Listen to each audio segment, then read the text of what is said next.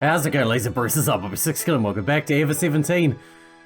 We just discovered that in Kid's timeline it is 2034, and that Takeshi and Tsugumi might be Sarah and Kid's parents, and that both kids might be different people, and we got a lot of stuff. I'd suggest watching the last episode, frankly. Let's carry on, shall we? It's 2017, so 2013 was 4 years ago. I said to you, you and I were alone in the security office. All of a sudden, you had asked me to come see her, and had started thinking about what had happened in 2013. Now, I probably had seen it coming. Just before she'd spoken to me, you had hinted indirectly that she'd changed her mind and needed someone to confide in. Her expression was solemn, like a nun about to seek redemption. Yu's eyes were empty of emotion, and at the same time her gaze showed an unconditional compassion, impartial, demanding nothing, asking nothing. After a short while, that's right. It was 4 years ago, when I was 14, you began quietly to tell his story. Yubisei Harukana had a serious heart condition. She'd been born with it. In 2013, when she was 14, she suddenly had fallen ill. One day, you had suddenly collapsed. She was examined at the hospital, and the doctor told her, "This is very hard for me to tell you, so I want you to please listen calmly." Wait. Yubisei Akikana, the second one, this one's not her mother. They're clones of each other, right? Calling it now. Clones. She was sick. Her parents got her cloned or something. This is very hard for me to tell you, so I want you to please listen calmly. You have a very serious heart condition. It is unclear whether you'll even make it to the end of high school. This meant that she only had 3 or 4 more years to live. A transplant was out of the question, and even with treatment, she would only suffer, and they couldn't guarantee her a cure. There was no way left for her to survive. She had received a death sentence. But medical treatment is advancing daily. In a few years, we may still find a cure. So don't give up. You have to fight this illness. With the doctor's hollow consolation, emptiness took over her mind. 2014. Her fear of approaching death was growing. One day, while she was in the hospital, she met a gentleman. Through the course of their meetings, she and the gentleman became to trust one another and became very close. It was a close relationship, like a bond between a parent and a child, between father and daughter. Yubisei Harukana had grown up without knowing her father's warmth. Perhaps she was seeking from him the love from the father she had never known. As for the gentleman, he had a daughter close to her age. When he found out about Yu's illness, he felt as much sympathy as he would have for his own daughter. They were close like parent and child, joined by a strong feeling like love. Having built up a trust, Yubisei Harukana one day confessed her fear, her despair and agony to him. With a serious look on his face, the gentleman said, "Come to my lab." His name was Shigezo Morino. Dr. Morino was a world authority in genetic engineering. In November of that year, after making up her mind, Yubisei Harukana visited the doctor's lab. There are 3 types of immortality. The first is immortality of the body. The second is immortality of the memory. The third is genetic immortality. How would you like to try the third kind? The doctor presented this extraordinary plan to her with the calmness of a scientist, his tone matter of fact. Your heart problem was acquired after birth rather than being something you were born with, so if you choose the third option, you don't have to worry about passing the condition onto your children. There is nothing for you to worry about. Ever since being told that she would die, she had been terrified at the approaching shadow of death. Not a night would go by that she didn't rail against her misfortune, all the while clawing at her chest in agony. She'd given up on life, and was no more than an empty shell. But this day, she was suddenly able to see a glimmer of hope. The doctor's words convinced her, and her way of thinking gradually changed. If I only have a few more years to live, I at least want to leave something of myself behind in this world. Her tenacity for life defied imagination. She finally made the decision. She chose the third option.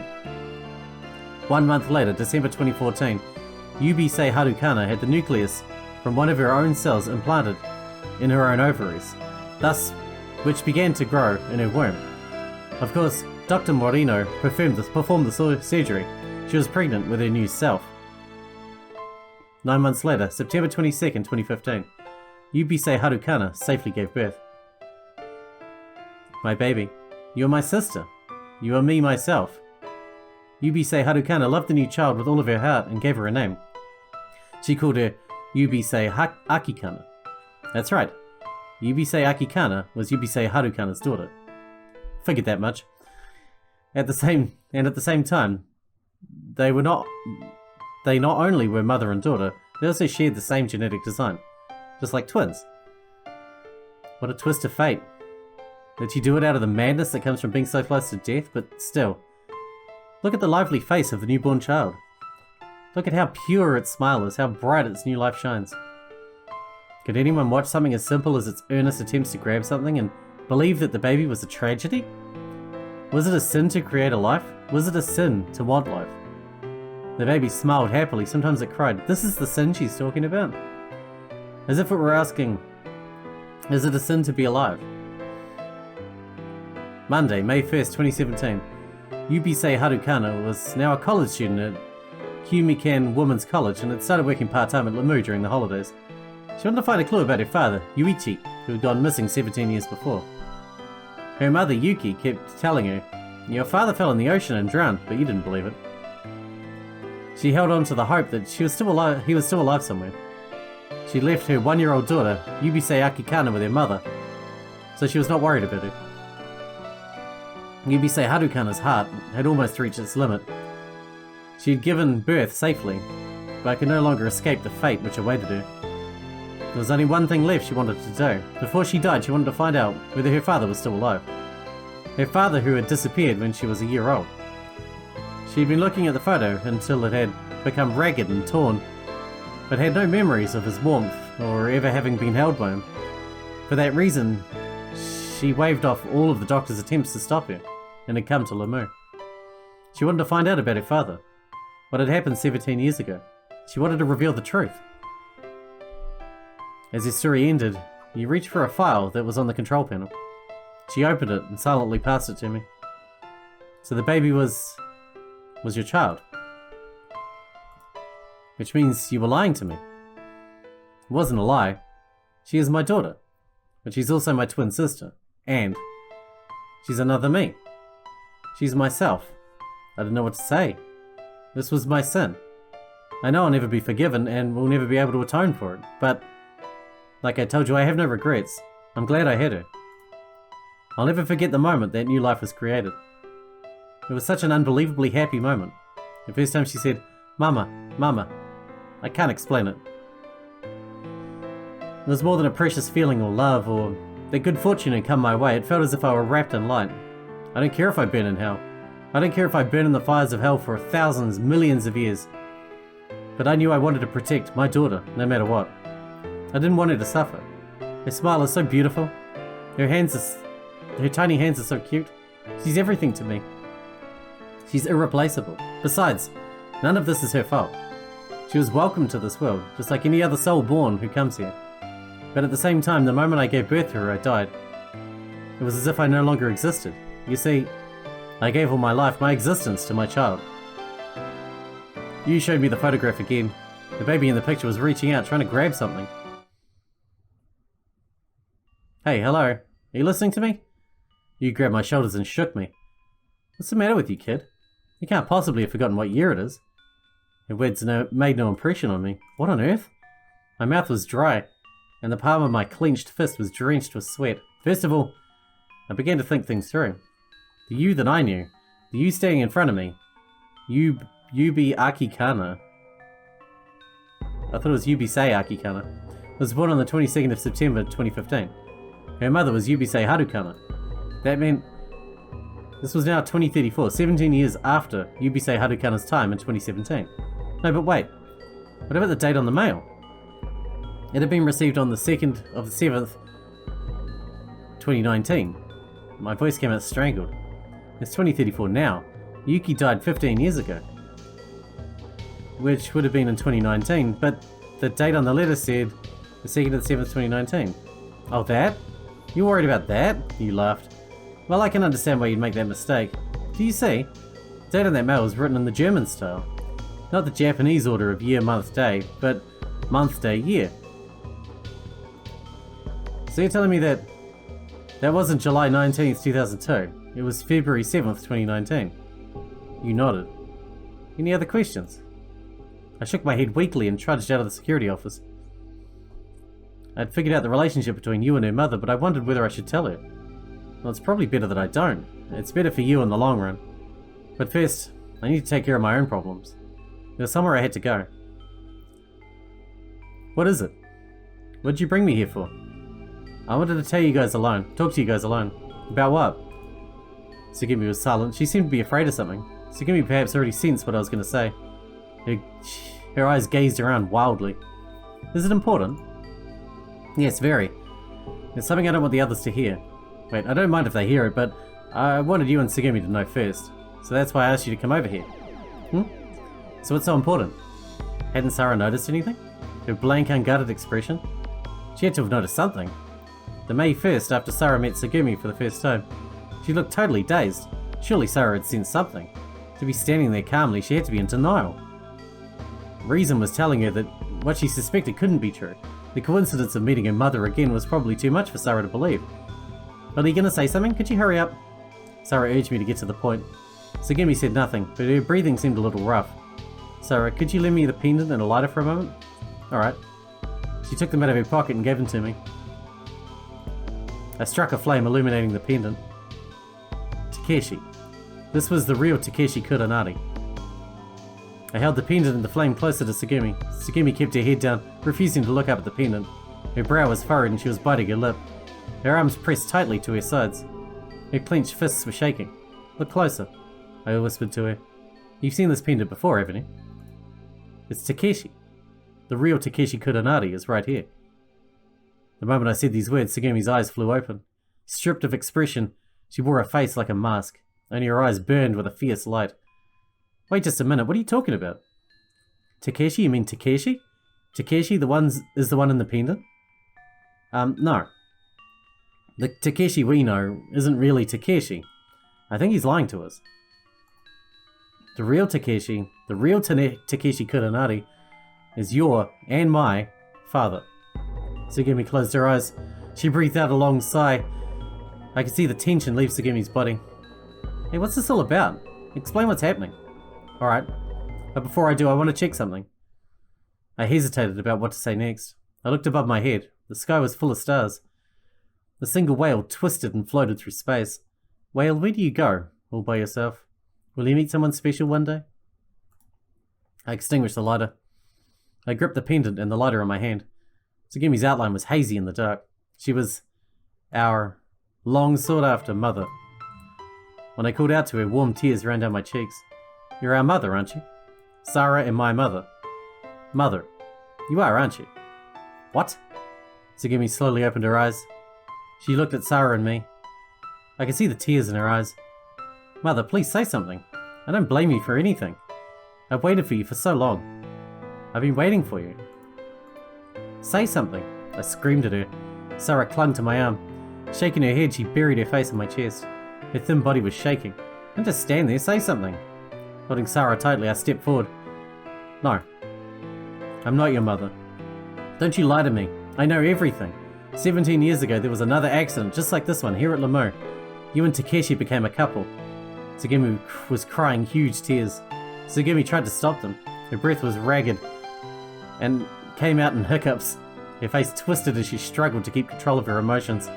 Tears welled in her eyes and rolled down her cheeks. Yes, that's right. You're right. I gave birth to you. But I have no right to be called mother. You have a real mother, don't you? Someone who took care of you? I wasn't able to protect you both. I couldn't take care of you. I pretty much abandoned you. I left you and walked away. I'm terrible and I don't expect you to be able to forgive me. That's why I'm not your mother. Please don't call me mother. Please don't. Tsugumi put her head in her hands and sobbed. At that moment, Mama? Mama? Mama? Sora tore herself away from me and flew into Tsugumi's arms. Following her lead, I clung to Tsugumi and cried as well.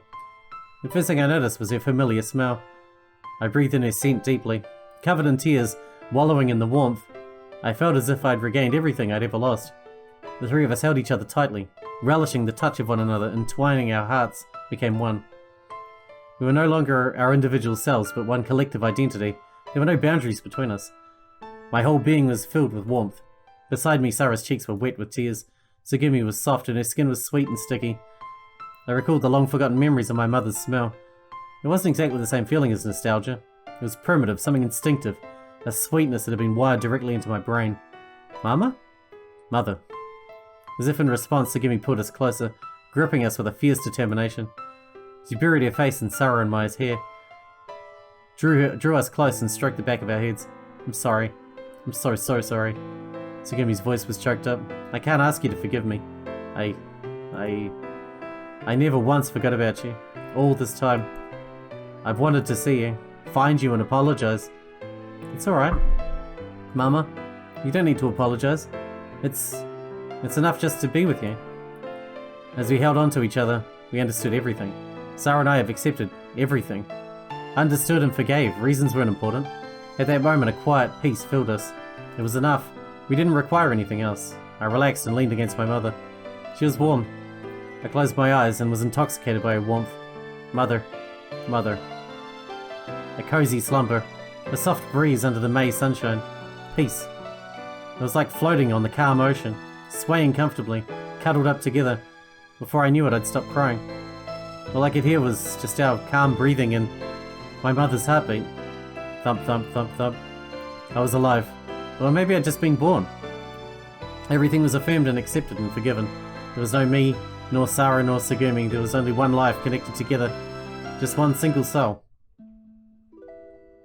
In the year 2017, May 7th, 11 AM, the men from Leiblich were waiting for Tsugumi when she got to the floating island. Tsugumi, a carrier of the cure virus, to them she was a valuable sample.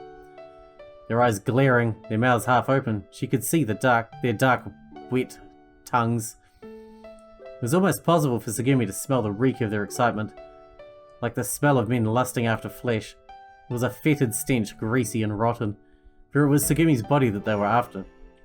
What they wanted was nothing more than to perform human experiments under the pretext of making the ultimate human dream come true. By using Tsugumi's body, they were planning to gain knowledge, fame, and fortune. That was indeed their desire. We've been waiting for you. One of them took a deep bow. Behind his veneer of politeness was an evil that threatened to spill forth, making Tsugumi sick to his stomach. Some of the others in his entourage licked their lips, swallowing their saliva like dogs gone mad with the hunt. That instant, Tsugumi kicked hard off the ground, breaking into a run. She ran across the wide surface of the huge artificial island, desperately scaling the high surrounding fence and fled into the nearby foliage. Their cacophony of screams and angry cursing faded behind her. Tsugumi hid and waited until nightfall. She had a single hamster to her chest. At night, a supply-carrying vessel slipped out of the floating island's port. Tsugumi had stowed away on the vessel, hiding herself among the cargo. She was headed to the mainland. From that moment on, Tsugumi's life was consumed with one thought: how to escape from them. Although she wasn't a criminal, she avoided people, preferring to hide in the darkness, all the while being threatened by ominous feelings of being hunted. Nothing changed after she safely made it to land. Every few weeks she moved on from a town to a different town, wandering in the darkness. She slept under bridges, under backstreet eaves, pipes pouring into the ocean, and even in public restrooms. It was an endless cycle of running. She never had a second's peace. She couldn't turn to the police. She had no place to live, her identity was uncertain, and her age and appearance didn't match. The police would only doubt her. Information regarding Tsugumi had spread through the national police network. It was only a matter of time before Leiblich would find her. Leiblich's influence even extended to national politics. There was nothing else for Tsugumi to do but to continue to hide in back alleys. She hated Leiblich.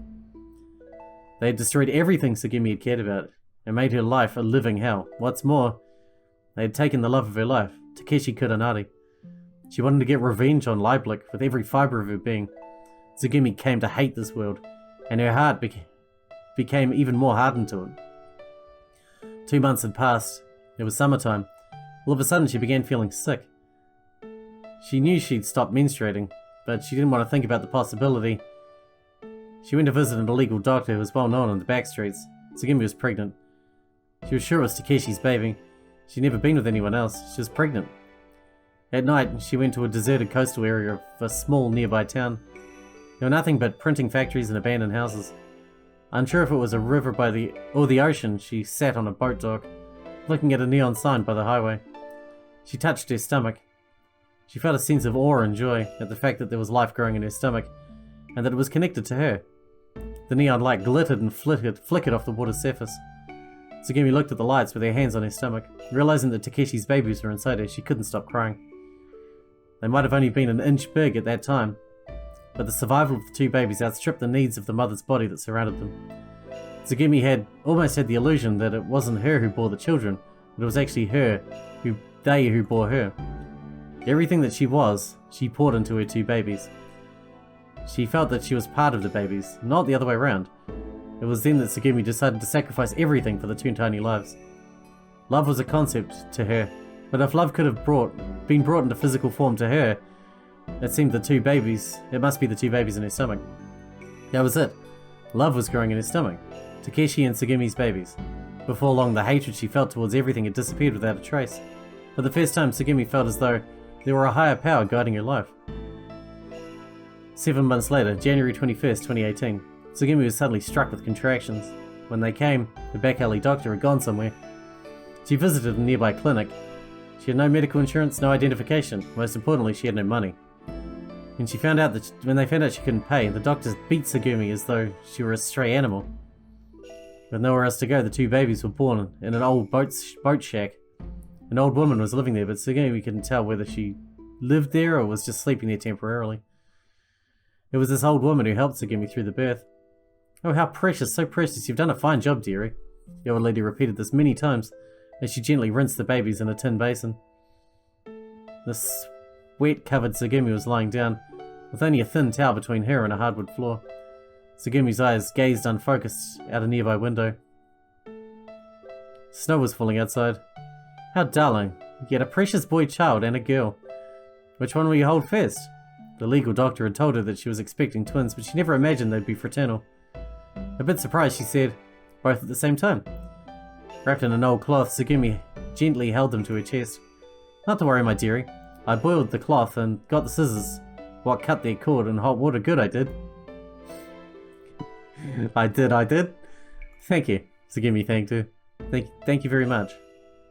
She gave thanks for the two lives that had been born safely. Thank you. And these last words were directed toward the deep darkness beyond the window. The snow was falling. The two babies pressed to Tsugumi's chest with eyes closed, let out small yawns.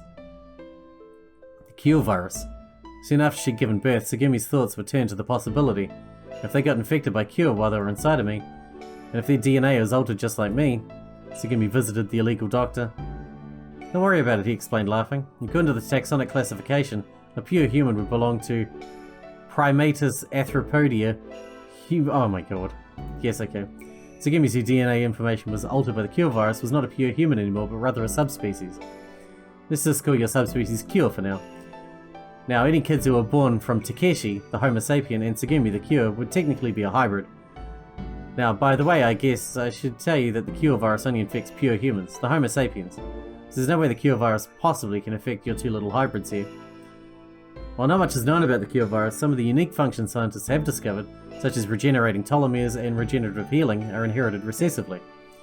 For blood types without exception, all children born with a type AA father and a type OO mother, for instance, can only be type AO, with a type A predisposition. Why? Because type A factors are inherited dominantly and type O factors are inherited recessively. In order for a child's blood type to be type O, you have to have a mixture of either AO and AO, AO BO, AO OO, BO BO, BO OO, or OO OO. It can only be one of the above, meaning that both parents gotta add that type O factor into the genetic milkshake. Same goes for the Cure virus. Any child born from a pure blood sapien and Cure will all be sapien Cures and inherit both the dominant physical traits of both. For the Rugrats to become full-blooded Cure, their parents would have to be Cure Cure, Sapiens Cure Cure, or Sapiens Cure Sapiens Cure. Any of those combinations meaning that both parents have to be part or all Cure. And since these two little critters were born from pure Sapiens and pure Cure, they'll have the same physical traits as a pure human, and won't possess the Cure traits like perpetual youth. But that means we will spread it around as we grow up and have children of our own, until there's lots and lots of sapien Cures, until they start mixed breeding, and then who knows. So you don't have to worry about anything, right? The doctor held up the two babies Tsugumi had brought and laughed again. Tsugumi didn't know his background. It was probably been part of Leiblic's laboratory staff in the past since he knew so much about the cure virus. But he didn't seem to be one of them. Tsugumi figured she could trust him. Among outcasts, there is an unspoken law. You don't go nosing around in other people's pasts. Tsugumi didn't ask him anything more, and he didn't demand to know about her either. A year after giving birth, it was winter again. Tsugumi had rented a tiny room and lived together with the two babies. Of course, Chami was there as well. It was a quiet, rustic little coastal town. It wasn't a city or a tourist town. No fishing or farming, nothing. Just a dreary port town. During the day, Tsugumi worked for next to nothing at a sewing factory, while the babies stayed at a daycare centre. She spent every day glued to a sewing machine from early morning to 4 PM, and after that she would spend time with the babies. Her wages were very low, and of course they were poor. She couldn't even afford disposable diapers. Tsugumi collected small scraps of cloth left over from the factory and sewed diapers and clothes for the babies. Despite the harsh living conditions, the babies were growing healthily. Their life was a peaceful one, and although they were poor, the poverty didn't threaten them. They were content. The three of them were always smiling. Mama, mama, oh Chami, Chami. They were already beginning to talk. The boy had started walking a few steps at a time, and the girl was able to stand, barely, as she held on to things. The girl had begun to speak, oh Chami, Chami, which is very unusual for a 1-year-old. The boy, it seemed, grew faster physically, and the girl grew faster intellectually. Tsugumi tenderly watched over their cute gestures. She was filled with happiness. May 7th, 2019. The two babies were 15 months old. Tsugumi had taken them to the beach. The boy ran around the sand, falling over and getting back up over and over. The girl was sitting by the water, putting her hands on the waves. She was giggling, saying, "Cold, it's so cold." Watching out over the flat surface of the ocean, Tsugumi's thoughts turned to Takeshi. So live. As long as you're alive, live. Don't worry, I'm not going to die. Those were Takeshi's last words to her. So the Takeshi ending from Takeshi's side with the Tsugumi ending from Takeshi's side when they left in the submersible and he jumped out of the submersible so that it could raise because it was too heavy, is the canon ending from that side. That's what happened. And then this is after she survived that. Okay. Cool. 2 endings in one. 2 canon endings in one. It's been 2 years already. I'm not going to die. After saying that, he sunk to the bottom of the ocean, protecting the woman he loved, protecting the children right in front of her. You fool, you're a liar, Tsugumi whispered to the ocean, but at the same time, she still hadn't given up hope. Oh, he must be alive somewhere. He's a man of his word. Just then, a wave swallowed the girl, who had been playing near the edge of the water. For an adult, it would hardly have reached their shin, but for a 1-year-old baby, it was like as big as a tsunami. The girl disappeared in a splash of water and was sucked into the ocean like a piece of driftwood by the tide. Tsugumi ran as hard as she could, held back by the resistance of the sand, but before she could get there, something unbelievable happened. The boy, who was only 1 year and 3 months old, jumped into the water and saved the girl. Hardly able to believe what she'd seen, Tsugumi rushed toward them. She carried them to dry sand. The girl started crying. The boy, seemingly unaware of what had happened, looked at his sister crying. A few seconds later, he fell over as all his strength had left him. That night, both of them came down with a high fever. It was summertime. A year and a half had passed since the birth. All that time, in the past year and a half, had been filled with happiness. Nothing special had happened, and that was why it had been so peaceful. The boy was a wild one, and Tsugumi could hardly take her eyes off him for a second. He constantly was putting everything, even Chami, in his mouth. An electric appliance that he touched seemed to break. Any electric appliance he touched seemed to break. He wouldn't stop jamming metal wires into the outlets. Oh my god. The girl wasn't quite as much of a challenge since she moved about less, but still, Tsugumi had to put up with her stubbornness. She refused to eat things she didn't like, and when she got in a bad mood, she wouldn't stop fussing. And no matter how much Tsugumi warned her, she wouldn't stop playing with her brother's hair. She would always demand for more Chami, more Chami. Those days were filled with being buffeted about by her 2 rambunctious children. No matter how challenging, even those days were filled with happiness. At night, the 3 of them slept together, cuddled up on a thin mattress. Mama, mama. Ah, Chami, Chami. Talking in their sleep, the 2 babies sought their mother's touch. Looking down at their sweet, innocent gestures, Tsugumi felt bliss she'd never known. One day, her peaceful world was shattered to bits. It all happened so unexpectedly. Caught up in her life of happiness, Tsugumi had forgotten to watch out for them. She didn't know how they'd found out, but they had somehow gathered information and showed up without warning. Them. The people from Leiblick. With no time to get collecting anything, all Tsugumi could bring with her was their 2 babies and her hamster as she fled. So they ran, but it was obvious to Tsugumi that eventually Liebig would hunt them down. As they continued running, Tsugumi thought to herself, even if I could keep escaping, would it really be happiness for the two children? They wouldn't be able to go to school, and wouldn't it be hard on them to keep moving from town to town? Besides, if we ever get caught, what would they do to my children at Liebig? It's too dangerous for them to be with me. Tsugumi made up her mind. She researched an orphanage she could trust and decided to leave them there. The two children were just too young. Even if Tsugumi had tried to explain, they couldn't have understood. With no other option, she left the pendant she had kept with her, making a wish as she gave it. I will come back for you. I will come to get you, I promise. Being too young to understand the situation, the two children just stared at their mother, crying. Weeping bitter tears, Tsugumi looked back many times as she walked away. All she had now was Charmy. From Tsugumi's chest pocket, Charmy looked up at her face in puzzlement. But even Charmy's cute gestures could do little to ease Tsugumi's broken heart. She spent many nights in the depths of despair, crying in her sorrow. A few years later, by the time Tsugumi went back to the orphanage, the children were already gone. From that time on, she'd gone through life, no more than an empty husk.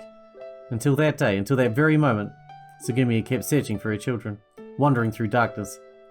Tsugumi finished telling her story and closed her eyes gently.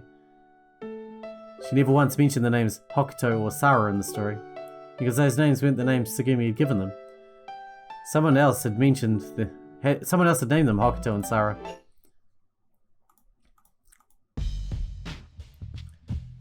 Alright, I think we should wrap it up. I think there's still quite a bit to go, because we've still got to learn more about you and the new Takeshi. Is the new Takeshi some fucking bad guy, some villain? I don't know. Is he part of Liebig? I can't tell the Takeshis apart though. You know, they seem the same, they act the same, but then so do the kids. Kid acts the same in both things, even though they're not the same person. Who is the other kid? There's a lot more to discover yet, and I'm sure we'll figure it out in the next one. Until then, if you guys enjoyed it, thanks for watching. Thanks for hanging out with me, and I'll see you in the next one.